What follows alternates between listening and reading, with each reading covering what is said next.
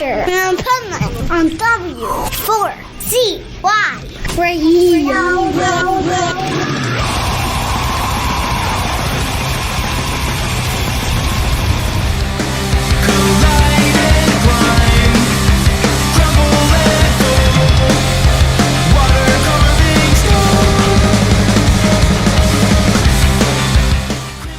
This is the Pipeman here on the Adventures of Pipeman W4CY Radio, and I'm very excited because we have some new music we're going to talk about. And so let's welcome to the show, Howling Giant. How are you? Well, hey. You're not the only Howling Giant, but you're representing. I'm representing. I'm Sebastian. I'm the bass player, and I am the tallest person in the band, so literally I am the giant. Well, there you go. How tall? I'm 6'3". Oh yeah, well you tower over me for sure. and you know, it's funny to hear that too, because I don't think people realize, like, so many of band members that I'm friends with, that you see them up on stage and they look like bigger than life. Mm-hmm. Most of them aren't that tall. Yep. You You go backstage and you meet them and they're like half the height. Right. Exactly. It's It's like you do imagine a giant in your head. Yep. Well, the stage helps, you know. The stage helps for sure. Oh, it definitely does. Just imagine going to see Ronnie James Dio, seeing him up on stage like a giant, and then going backstage and realizing how tiny he is. So yeah, I know, man, right? Yeah. I used to hang with him in Tarzana at his house, and I'm 5'7", and he made me look tall. Oh man, you know. Oh man, yeah, man. I'm used to being the tallest one on stage. The only problem is that I hit my head multiple times on things, so that's often not good. See, you know, us short people, we think about that too. Like we think about the problems we don't have. And like, you know, it, like, we don't have to worry about running into things because everything is above us. Right. I could see everything except for what's right in front of me. So that's tough sometimes, but hasn't really happened lately on stage yet. So I'm crossing my fingers that I can keep it that way.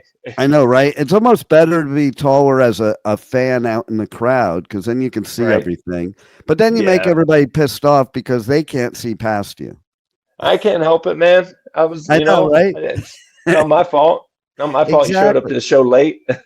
And you know what? Just move a little step to the left or a step to the right, and you're good.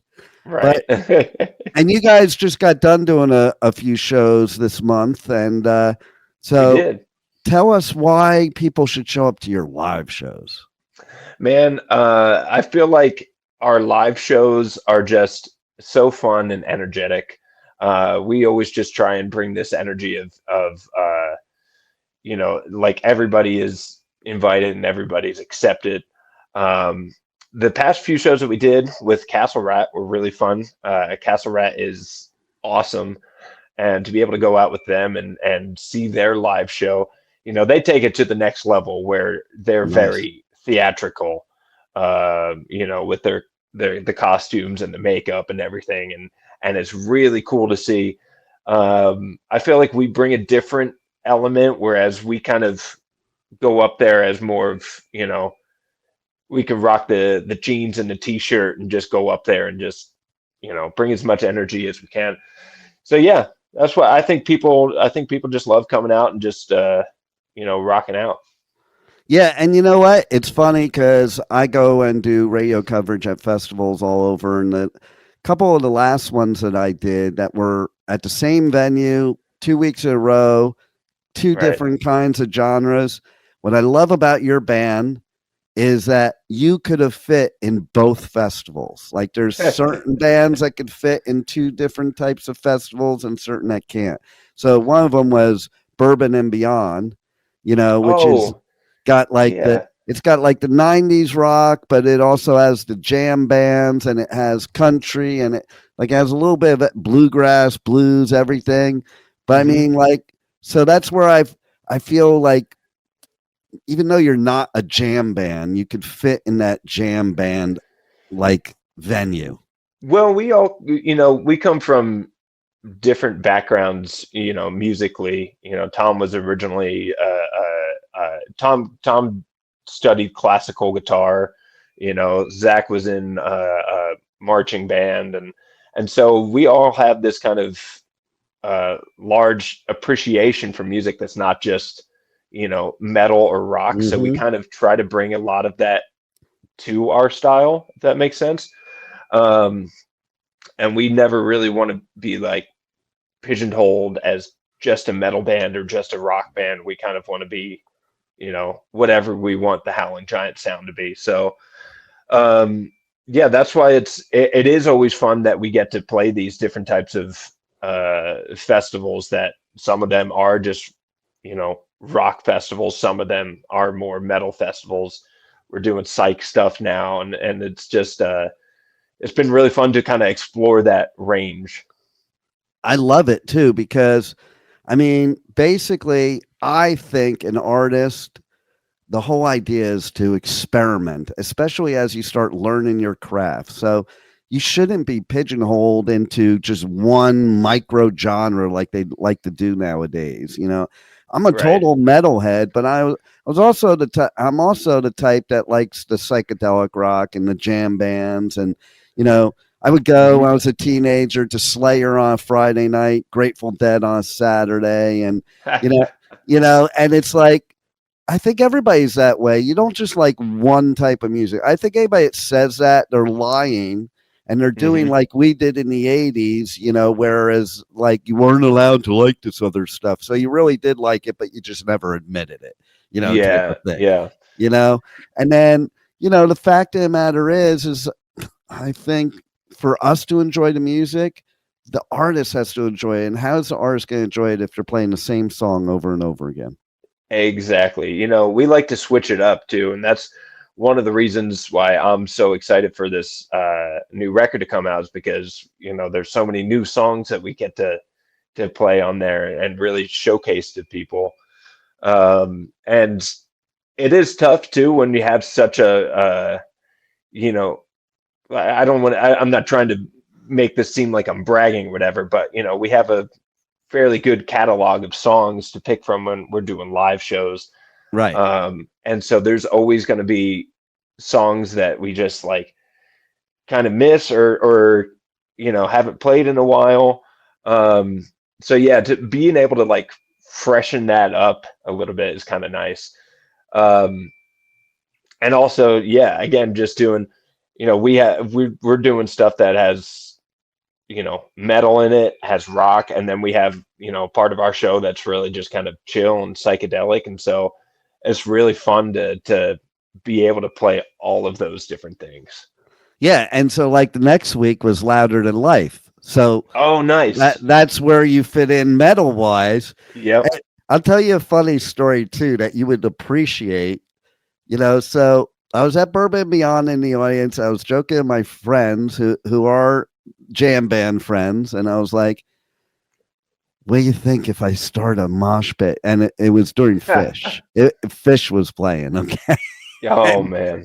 And then it was rather interesting because like a couple hours into their set, because, they do the whole 3-hour set thing, a lot of people were in a very different state of mind in the beginning of the set, if you catch my drift, as you do. Yeah. And it was so funny to me because I'm watching people, and it looked to me like a mosh pit without anybody touching anybody. So everybody was trying to be super careful. Right. Yeah, they're all like moving around like they're in a mosh pit, but not touching anybody. And I'm like, well, see, you could do that. Would be a cool mosh pit to do at a Fish show. Yep. An appropriate mosh pit for a Fish show, I'd say. Exactly. And, you mentioned about classically trained, like, I think a lot of people don't even realize, I've been saying this for years, that metal is a derivative of classical music, and most people don't know that. It 100% is. It 100% is. There's so much classical. I mean, just listen to artists like Yngwie. Yeah. He's one of the probably most popular metal guitarists in the world, and he's just a ton of classical stuff. So yeah, it's always been there. And I think for Tom to have that classical training, but then transition that into something that could, he could also play the meathead riffs and the stoner riffs and, the prog and psych stuff. That's why he's always one of my favorites to watch. He's just awesome. Nice. And okay, so as everybody knows in the world right now, Rush is going to be coming back to do shows. And I have always viewed Rush as like prog metal. Like a lot of people may not view it that way, but like 2112 is pretty freaking metal. And so is everything before that. Like you take like the first Rush album, to me, that's kind of hard rock metal, so it does go hand in hand. And for sure. And speaking of a band like that, okay, and transition, you guys have transitioned from a 3-piece to a 4-piece. Mm-hmm. Tell us how that happened. How did that happen? So we've done most of the stuff. Most of our past releases have been as a 3-piece. I joined in 2018. The guys started, Zach and Tom started this in, I think, 2014. So we were just jamming for forever. We did have our good buddy James. He filled in on guitar for about a year, and he's helped us in the songwriting front too. So there was a portion of Howling Giant history before where we were a 4-piece and we went back to being a 3-piece. And when we were looking for a new guitar player, there was only kind of one idea in mind. That was Adrian. And he's just super awesome, man. We played with him, multiple times on tour with his other bands, and we've stayed at his house before. And so we know that he was the one guy to, fit. And he joined towards the end of our recording process for Crucible Ruin. And the stuff that he was able to add in on that process was just absolutely awesome. And he's just been a perfect fit ever since. So it's also been really nice for me too, because, when you're a 3-piece as the bass player, sometimes you're kind of picking up that rhythm guitar role a little bit. And so it's been nice for us to actually have those 2 guitar players where I can really just focus on I'm just being the bass player, Nice. It does make a difference too, I think, because it's a very different vibe. And I think being a bass player or a guitar player, you follow a different person in the band. Like, like the bassist and the drummer are always usually in line with each other. And, so it would be very difficult to try to play both roles. Exactly. Yeah. And just tonally, it was just, tough to kind of get that like perfect tone that we wanted, as far as guitar and bass is concerned. But yeah, once Adrian joined, man, it clicked like that. And so he's been awesome on the road. It's been a pleasure having him. And we're stoked to do this next tour with them. Nice. And so do you think that's made a huge difference in your music for this new album? For sure. Because on our previous releases, we had a friend of ours do keys and synth and organ. A friend who lives down in Texas, and he's known us for a while, and so we've always kind of collaborated with him. But for this record, we took a different direction, and Adrian has kind of taken the role of doing not only the extra guitar layers, but he also does synth. Nice. And so he added his own flavor of synth and guitar on the record. And the guitar, I'd say that this record is a little bit more guitar focused rather than our past releases. It's kind of more like riff driven songs. Nice. And yeah, he's just enhanced that to like the next degree. It's crazy. And that's way cool, because I think that also goes in line from where you guys are from, because I think guitar music from there, from Nashville, is like, Right. that's what it's all about right there. Yeah, man. Yeah, Nashville's a great town for us. The guys actually started this band up in Boston because they were Berkeley students, but they moved down, and I was able to find them in 2018, and we've just been rocking. But this town is so full of all different types of music. I mean, you can go Yeah. out every single night and see a different band somewhere. And so that has really put an influence on us, and going out and seeing the people doing the chicken picking and everything, say what you want about that. It's awesome to see. And so, yeah, it's just been a great experience being down here, man. And so many opportunities to play and meet, people and go on the road with them. So I love Nashville.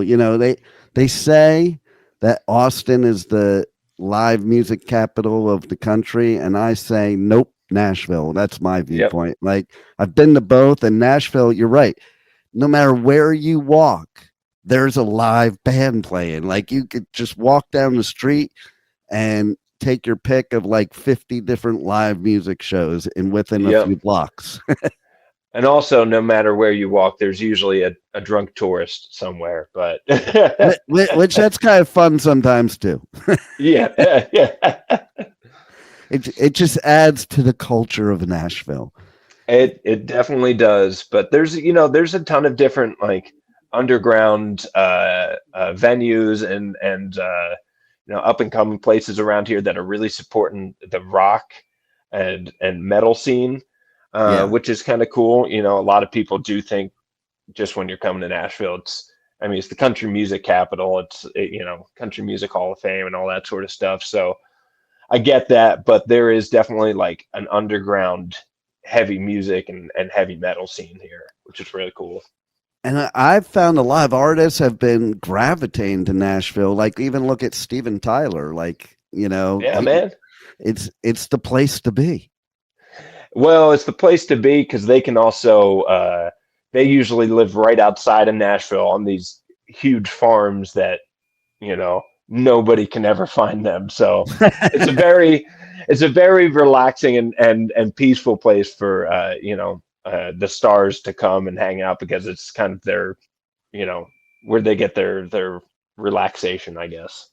See, I love places like that though, because like I'm born in New York, grew up in Jersey, and I love New York City, but I also love getting out of New York City. So it would be like, it was cool to live in Jersey out, in the middle of nowhere, right, but like being 10, 15 minutes from the city. Right. Yeah. Yeah. That's, I think that's the allure for Nashville for sure. Granted, there's been so many musicians coming to Nashville that it's just been like blowing up here. But yeah, every now and then you'll just see at a random show. I went to a show, this was years and years ago, actually. Went to a show and it was Steven Tyler's like backing band, I think. And maybe 100 people in the audience, and Steven Tyler got up and sang. Nice.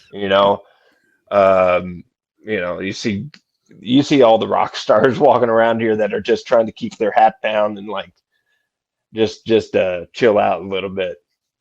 That's cool. And I love when stuff like that happens, when there's just this impromptu thing at a club and nobody expects it. Right. I think as an artist probably love that too, because sometimes when you get to that level, you might miss those old days. Not the bad parts of it, but the cool parts of the intimacy with the crowd. Exactly. Yeah. Yeah. And it's just always so fun to see, you never know in Nashville who's going to pop up.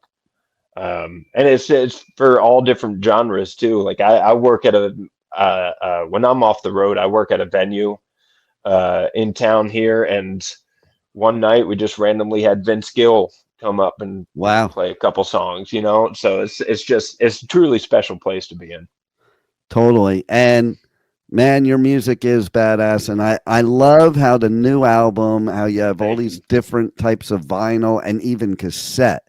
Like, Yeah, I man. dig how cassette kind of made a comeback after COVID, especially with the vinyl like being so hard to get. And even like Metallica on their newest album, they released it on cassette. And I'm like, Yep. that's pretty cool. I think it's the next thing that's making the comeback. You know, Right? the vinyl is still popular, and I think vinyl is always going to be popular no matter what. But the cassette is definitely making a comeback. We did it first when we for our first record, The Space Between Worlds. We had a friend of ours who did he basically did custom artwork for like he gave us like 15 cassettes. It was all very limited stuff, but he did custom artwork on each and every one of them, and it was all numbered, and you know, it was our first record, so we were like, okay, this is super cool to have. And I think we're doing it again for this one. I'm pretty sure. I know we just got the vinyls and CDs in, and we're sending those out. I got to take a look at them, and they're just like, man, so freaking cool. Right? Because I love artwork that comes along with the music. Like, to me, it's Right. a package deal. I think that's what a lot of people are missing nowadays is that package deal and that experience of, I say it all the time. Like, I remember I would get an album, put my headphones on, and just immerse myself in everything in the album while I'm listening and all the artwork and the lyrics and everything. Yep. It's an immersive experience for sure. And we've really lucked out because Tom's mom has done the artwork for Nice. the majority of our releases, including this one.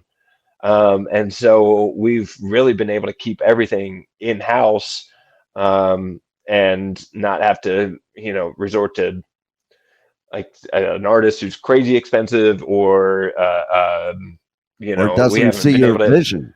or doesn't see that. Yeah, that's really the main thing is, you know, we want people to be able to see our vision. And usually we could just what happens is Tom will just draw a little like tiny sketch on a napkin or something and give it to his mom, and his mom will come back with this amazing piece of artwork that is really, really cool.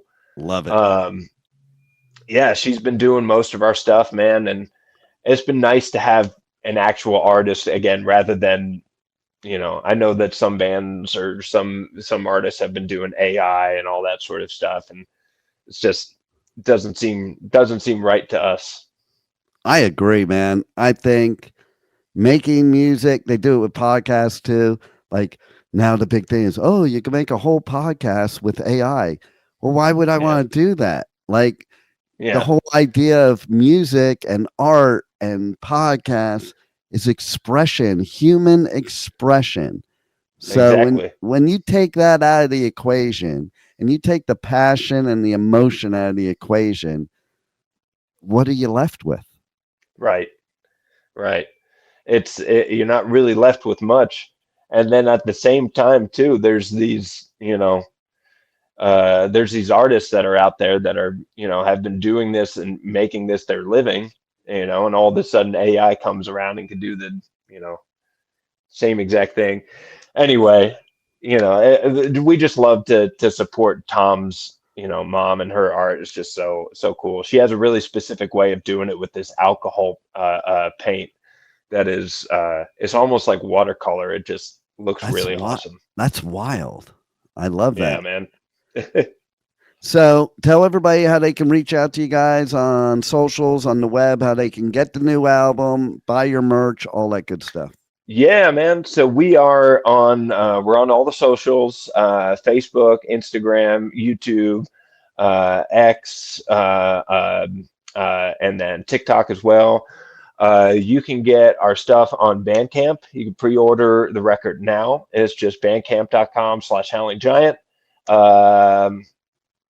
And yeah, just check us out on there. We got our new the new album comes out on Halloween, so October 31st. Keep an eye out, and then we'll be jumping on the road after that with Ancients in November. Nice. Yeah, we're going to be hitting North America and a little bit of Canada as well. So yeah, keep an eye out for those dates. We got them posted on all of our social media, so check it out. Yeah, and I was going to even ask you too, was it on purpose that you picked Halloween since you're Howling Giant and it kind of goes together? It does fit a theme a little bit. Really did kind of just end up that this was the specific period of time that our record label had to, release this.